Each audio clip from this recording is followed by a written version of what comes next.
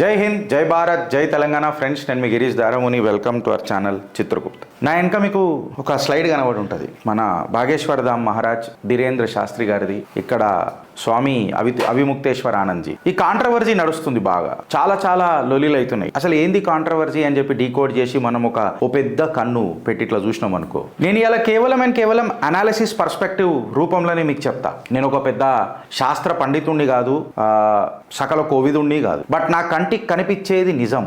Perception is reality. ఆ దృక్పథంలో కాకుండా కేవలం పర్సెప్షన్స్ ని క్యారీ చేసుకొని మనం చిట్టాలిపుదాము అని అంటే అవి నిజాలు కావు. పర్సెప్షన్స్ ప్రొఫెసర్ నాగేశ్వరరావు గారు కూడా చెప్తారు. అవి మనకు సగం నిజాలు అనిపించవచ్చు, ఆయనకు ఆ సగం నిజాలే గంజి నీళ్లు పోయొచ్చు. సో మన చిత్రగుప్త్ ఎప్పుడైతే చిట్టా ఇప్పినప్పుడు అబ్సల్యూట్ గా ఏం ముంగట ఇప్పటిదాకా జరిగింది, ఆ జరిగిన దాని మీద మీ పర్సెప్షన్ ఎట్లా బిల్డ్ చేసుకుంటారని అనేది మీ విజ్ఞతకి ఇచ్చిపెడతా. చిట్టా number 1, the controversy between Dhirendra Shastri and Avimukteshwara Anand ji ఇలా తారాస్థాయికి చేరిపోయింది. అవిముక్తేశ్వర ఆనంద్ జీ ఈయన ఏమంటారనంటే, ఈయనని శంకరాచార్యులు కదా గిరీష్, నువ్వు శంకరాచార్యులు ఎందుకు అని బోధిస్తలేవు అని చెప్పి మాట్లాడితే, శంకరాచార్యులు అని చెప్పి ఆయనకున్న ఆ ఏదైతే సత్కారం ఉన్నదో, ఆర్ టు దట్ మ్యాటర్ బిరుదు ఉన్నదో, అది సుప్రీంకోర్టు ఇప్పటి వరకు యాక్సెప్ట్ చేయలే. ద మ్యాటర్ సబ్జుడీస్ ఉన్నది. మళ్ళీ ఈయన పేరు మీద నుంచి శంకరాచార్య అని ఎందుకు తీసేసిండ్రు అని అనేది ఇప్పుడు సబ్జుడీస్ ఉన్నది మ్యాటర్. కాబట్టి గిరీష్ అనేటోడు చిత్రగుప్త అనే ఛానల్ మాట్లాడితే కరెక్ట్ కాదు.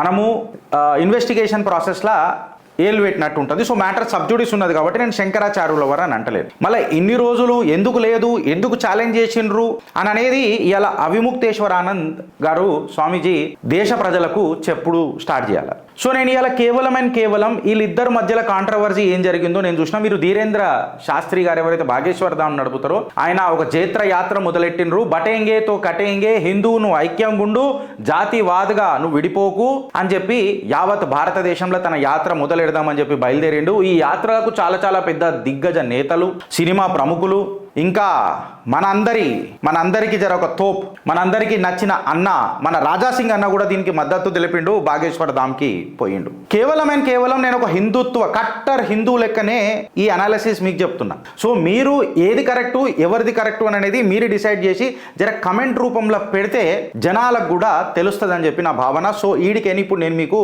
యాక్చువల్ ఫ్యాక్ట్స్ ఏందో మీకు ప్రజెంట్ చేస్తున్నా. కట్ చేసి సినారియో సంక్షిప్తంగా చెప్తే ఏంది అని అంటే, బాగేశ్వర్ ధామ్ మహారాజ్ ధీరేంద్ర శాస్త్రి గారు తన జైత్రయాత్ర మొదలెట్టి హిందూ ఐక్యత కోసం స్టార్ట్ చేసి బటేంగేతో కటేంగే, ఏక్ హేతో సేఫే, జాతివాదుల మనని విడగొట్టడానికి ప్రయత్నం చేస్తున్నారు. హిందూ ఏకంగా సంఘటితం అయితేనే మనందరికి అది మంచిది అని చెప్పి పోతున్నాడు. దానికి పెద్ద ప్రముఖులు, కట్టర్ హిందూవాదులు, మేము కూడా కట్టర్ హిందూవాదులం, దానికి సపోర్ట్ చేస్తామంటే బరాబర్ సపోర్ట్ చేస్తాం. గిరీష్, నువ్వు ఇప్పుడు వ్యతిరేకిస్తున్నావా అవిముక్తేశ్వర ఆనంద్ స్వామీజీ అని అంటే, ఈ విషయంలో నేను ఖచ్చితంగా ఐక్యంగానే ఉంటా. ఇప్పుడు ఏదైతే వర్ణనా సిస్టమ్ అని చెప్పి నువ్వు క్యాస్ట్ సిస్టమ్ అని చెప్పి హిందువులు మాట్లాడతావో, జన్మతోని నీ క్యాస్ట్ కాదు, నీ వృత్తితోని నీ క్యాస్ట్ అని చెప్పి ఆ పరంధాముడు నీలమేఘ శ్యాముడు సాక్షాత్తు చెప్పిన శ్లోకాలు మనకు ఎన్నెన్నో. Now the difference between Dhirendra Shastriji and Avimukteshwara Anand ji అని చెప్పి మనం స్వామీజీ తీసుకొని మాట్లాడితే, ఇప్పుడు జ్యోతిష్ పీఠ్ ఎవరైతే మన ఉత్తరాఖండ్ మన అవిముక్తేశ్వర ఆనంద్ జీ అవుతున్నారో, ఆయన క్లైమేట్ చేంజ్ మీద కూడా మాట్లాడినరు.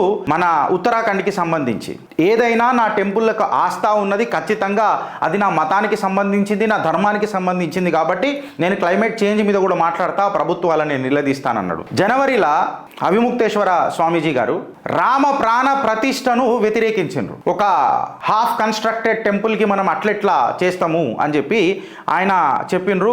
అయితే నేను యుద్ధకాండల నుంచి కూడా తీసుకొని కొన్ని ఆ రోజు సంఘటనలు చెప్పిన. దాని తర్వాత సాక్షాత్తు ఆ పరంధాముడు నీలమేఘ శ్యాముడు శివ ప్రాణ ప్రతిష్ట, ఒక లింగానికి ప్రాణ ప్రతిష్ట చేస్తున్నప్పుడు మహాభారత యుద్ధకాండలో కూడా ఇది ప్రస్తావన ఉన్నది, శివ పురాణంలో కూడా ఉన్నది. శివ లింగ ప్రాణ ప్రతిష్ట చేస్తున్నప్పుడు పక్కకు ఆ పరంధాముడు నిలబడి కూడా యుధిష్ఠిరునితో చేయించిండు. మళ్ళీ రామేశ్వరం టెంపుల్ మనం అందరం మాట్లాడుకున్నాం. సో డాట్స్ కనెక్ట్ చేసుకుంటూ పోదాం. దాని తర్వాత ఆయన ఏమన్నానంటే, ఈ నేషనల్ అఫేర్స్, జాతీయవాదులు ఎక్సెట్రా జాతీయవాదుల పేర్ల మీద, డెమోక్రసీ అనే పేరు మీద ఇష్టం వచ్చినట్టు రిలీజియస్ పాయింట్లను కూడా మాట్లాడుతుండ్రు, ఎక్సెట్రా అని చెప్పారు. ఇది అండర్లైన్ చేసి పెట్టుకోండి. జాతీయవాదులు డెమోక్రసీ అనే పేరు మీద రిలీజియస్ ఇష్యూస్ల మీద కూడా వస్తున్నారు అని చెప్పి మాట్లాడినరు. ఇది జర డాట్ చేసి పెట్టుర్రు. ఇదే మన అవిముక్తేశ్వర ఆనంద్ గారు స్వామీజీ ఏమని మాట్లాడారంటే 200 పైన అంటే 200+ కిలోస్ ఆఫ్ గోల్డ్, 200లకు పైచి కరెక్ట్గా చెప్పాలంటే 228 కిలోల బంగారము కేదార్నాథ్ టెంపుల్ నుంచి గాయబైపోయింది అని అన్నారు. మళ్ళీ దానికి తాలూకా ఇంతవరకు ఆధారాలు అయితే ఎవరు ప్రొడ్యూస్ చేయలే. మళ్ళీ దీని మీద ఆయననే సమాధానం చెప్పాలి కాబట్టి నేను అడుగుతున్నా.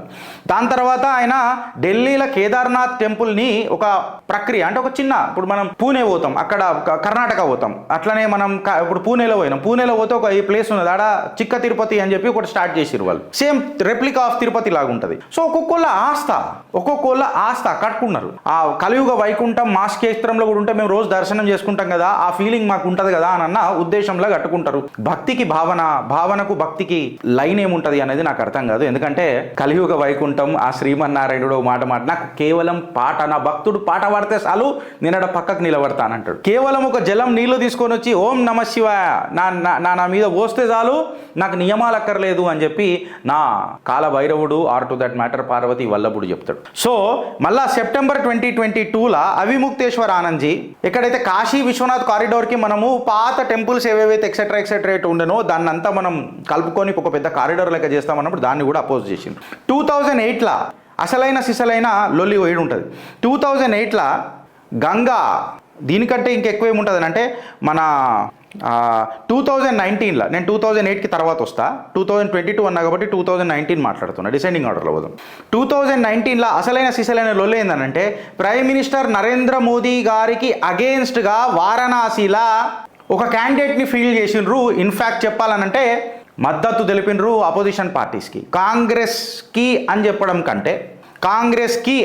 కంటే అది మీరే డిసైడ్ చేసి చెప్పుర్రు. సాక్షాత్తు దేశ ప్రధాని నరేంద్ర దామోదర్ దాస్ మోదీ గారికి అగెయిన్స్ట్గా ఒక క్యాండిడేట్ని పెట్టి దాన్ని క్యాంపెయిన్ చేసి గవర్నెన్స్ అని చెప్పి మాట్లాడినరు. 2008 కూడా మన గంగా నది ఏదైతే ఉందో దాన్ని నేషనల్ రివర్ లెక్క ప్రొజెక్ట్ చేయాలని చెప్పి మాట్లాడినరు. ఆమరణ నిరాహార దీక్షకు పోతానన్నారు. మళ్ళీ దీక్ష సడన్గా మధ్యలో విరమించుకున్నారు బికాస్ ఆఫ్ హెల్త్ ఇష్యూస్. దాని తర్వాత 1994 స్టూడెంట్ యూనియన్ ఎలక్షన్స్లో ఈయన ఒక స్టూడెంట్ యూనియన్ లీడర్ లెక్క కూడా స్వామి అవిముక్తేశ్వర స్వామీజీ గెలిచిండ్రు.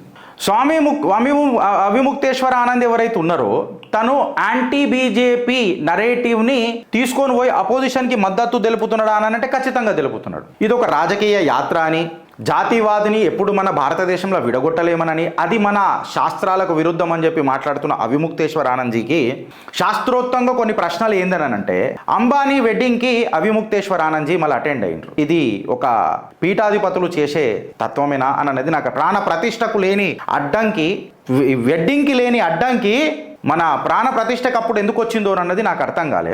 దాని తర్వాత అవిముక్తేశ్వర ఆనంద్జీ గారు మాతోశ్రీకి విజిట్ అయ్యి ఉద్ధవ్ ఠాక్రేకి మద్దతు తెలిపి ఇట్లా జరిగినప్పుడు మనసు బాధ అవుతుంది, మనసు బాధ అయినప్పుడు కొంచెం మనం ఆ పెయిన్లు ఉంటాము, మళ్ళా నువ్వు ముఖ్యమంత్రి అయితే ఇదంతా పోతుంది, ఇలా హిందుత్వాన్ని మరిచిన ఉద్ధవ్ ఠాక్రేకి మళ్ళా గౌరక్షకులైన అవిముక్తేశ్వర ఆనంద్జీ ఎట్లా మద్దతు తెలిపినరు అని అనేది ఇలా పెద్ద ప్రశ్న. బీజేపీ పాలసీలని ఎప్పుడు మీరు క్రిటిసైజ్ చేశారు, మీరు బీజేపీని ఎప్పుడైనా క్రిటిసైజ్ చేసుకోరు. నా ప్రాబ్లం ఏడొస్తుందని అంటే మీరు హిందుత్వానికి విరుద్ధంగా పోతేనే వస్తుంది. కేవలం మీరు మాట్లాడిందే హిందుత్వ ఎట్లయితుంది అని చెప్పి ఇది నా పర్సెప్షన్. బికాజ్ నా పర్సెప్షన్ వ్యక్తిత్వం చేసుకునే హక్కు భారత రాజ్యాంగం నాకు ఇచ్చింది. ఈ మాట నేను ఎందుకు అంటున్నానంటే ఆయన ఏమని అన్నారంటే ప్రియాంక గాంధీ వాడ్రా, ఇనుండ్రి మీరు కరెక్ట్గా, ప్రియాంక గాంధీ వాడ్రా ఆయనను అవిముక్తేశ్వర ఆనంద్జీ అని చెప్పి ఇప్పుడు నేను సంబోధిస్తున్నా, శంకరాచార్య అవిముక్తేశ్వర ఆనంద్జీ అని చెప్పి ప్రియాంక వాడ్రా మాట్లాడింది. అయితే దీనికి సపోర్ట్గా గోవిందానంద మహారాజ్ ఎవరైతే ఉన్నారో ప్రియాంక వాడ్రా గాంధీ మీద విరుచుకోబడ్డాడు. సుప్రీంకోర్టు మ్యాటర్ల సబ్జుడిస్ ఉన్నప్పుడు మీరు అట్లెట్లా ఆయనని శంకరాచార్య అని బోధిస్తారు? అసలు ఆయన శంకరాచార్యకు అర్హుడు కాడు. యాజ్ పర్ ది మా ప్రాసెస్ ప్రకారం ఆయన శంకరాచార్యులకు అర్హులు కారు.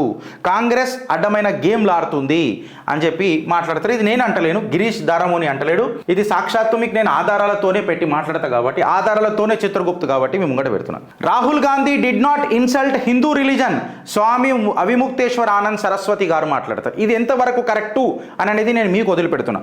ఒక దిక్కేమో ధీరేంద్ర శాస్త్రి భాగేశ్వర్ ధామ్ మహారాజు ఘర్ వాపసీ ప్రోగ్రామ్ చేసుకుంటూ పోతున్నాడు, మన అందరినీ జుటాస్తున్నాడు.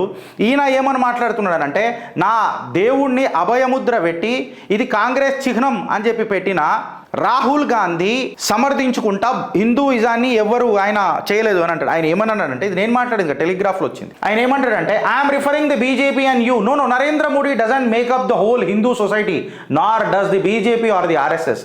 Rahul said emphasizing on the Sangh Parivar did not have a monopoly over the Hindu religion.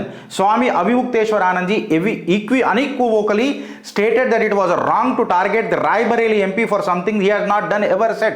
ఇప్పుడు నేనేం అడుగుతున్నా స్వామి అవిముక్తేశ్వరానంద్ గారికి అన్నానంటే, భారతీయ జనతా పార్టీ హిందువులకు టేకాదారి కాకపోవచ్చు, నరేంద్ర మోడీ కాకపోవచ్చు, ఆర్ఎస్ఎస్ అసలే కాకపోవచ్చు, మళ్ళీ అంత పెద్ద పూజ్య పీఠాధిపతులైన మీకు వక్ఫ్ అననే ఒక చట్టం తీసుకొచ్చినప్పుడు యాంటీ బీజేపీ ఇది యాంటీ హిందూ నరేటివ్ అని చెప్పి మీకు అనిపించలేదా?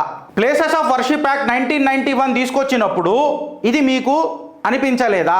Hindu code bill or minority code bill తెస్తా అని అన్నప్పుడు ఇది మీకు యాంటీ హిందూ నరేటివ్ లెక్క అనిపించలేదా? ఆనాడు కాంగ్రెస్ని పల్లెత్తు మాట అనిపించాలని అనిపించలేదా? మీ ప్రేమ కాంగ్రెస్ మీద పీఠాధిపతులై ఇట్లా చేయడం కరెక్టా? హిందూస్ వైలెన్స్కి ఎప్పుడు దగ్గర ఉండరు. హిందూస్ వైలెన్స్కి ఎందుకు దగ్గర ఉండరు? నా పరంధాముడు చేతుల సుదర్శన చక్రం ఉన్నది, కమలం పువ్వు ఉన్నది, గద ఉన్నది, శంఖం ఉన్నది. అరే కమలం చూపిస్తున్నా, శాంతియుతంగా ఉందాం. ఇనలే ఈప్ల గదతో ఒకటి ఈప్ల కొట్టుడు నేర్పిండు నా పరంధాముడు. ఇంకా నువ్వు ఇన్లే, శంఖం మోగించు, ధర్మ హింస తదైవచ.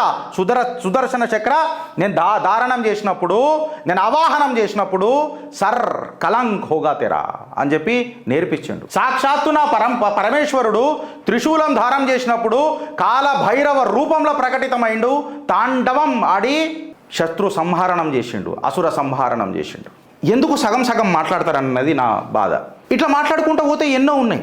సో నేను మీ పర్సెప్షన్కి వదిలిపెడుతున్నా. నేనేమంటున్నానంటే, కలిసి ఉంటే కలదు సుఖం అని చెప్పి మాట్లాడుతున్న ధీరేంద్ర శాస్త్రి భాగేశ్వర్ ధామ్ మహారాజ్కి సపోర్ట్ చేద్దామా, లేక నీ వృత్తితో నీ జాతి అని చెప్పి ఆ పరంధాముడే చెప్పిండు. ఆ పరంధాముడి మాటలు పక్కకు పెట్టి వీళ్ళ మాటలు నమ్ముదామా? జన్మతో నీ కులం అని ఏడికైనా వచ్చింది, ఏ శ్లోకంలో వచ్చింది నాకు చెప్పుండ్రు, చూపెట్టరు నాకు గీతల.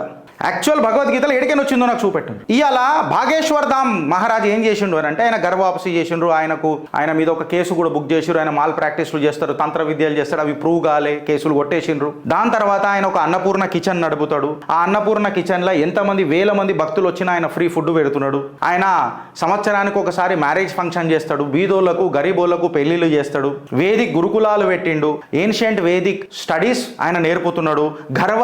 గర్వాప్సి ప్రోగ్రామ్ కింద 2021 నాటికే కొంత వందల మందిని, వేల మందిని ముస్లిం నుంచి హిందూయిజానికి, క్రిస్టియన్ నుంచి హిందూయిజానికి కన్వర్ట్ చేసుకుంటూ వచ్చిండు.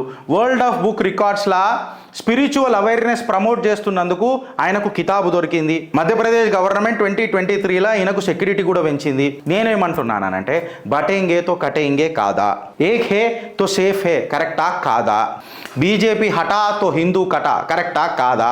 ఇవన్నిటికీ మీరు ఒకసారి నాకు ఆన్సర్ చెప్పుర్రి ఫ్రెండ్స్. నేనేమంటున్నానంటే, నిజాలు చెప్పనీకేనే నేను పొలిటికల్గా కరెక్ట్ ఉండాల్సిన అవసరం నాకు లేదు. నేను పార్టీలకు మద్దతు తెలిపి మాట్లాడతలేను. నేను ప్రజలకు మద్దతు తెలిపి మాట్లాడుతున్నా. నేను న్యూస్ చెప్పే ప్రయత్నం చేస్తలేను, నేను నిజం చెప్పే ప్రయత్నం చేస్తున్నా.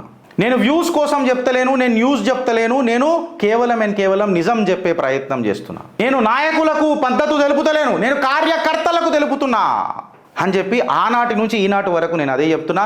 ఆధారాలు ముంగట పెట్టినా ఇక మీ ఆదరణ ఎవరి సైడో అనేది మీరు డిసైడ్ చేసి కమెంట్ రూపంలో చెప్పుంటారు. బటేంగే తో కటేంగే, ఏ సచ్ కడవా హోతా హై. పర్ ఒక్కొక్కళ్ళకు ఒక్కొక్క లబ్ధి చేయాలని ఉంది కాబట్టి ఒక్కొక్కళ్ళు ఒక్కొక్క నెరేటివ్ తీసుకొని పోతున్నారు. బట్ ఇది మాత్రం 100% నిజం. బటేంగే తో కటేంగే. భారత్ మాతాకి జై.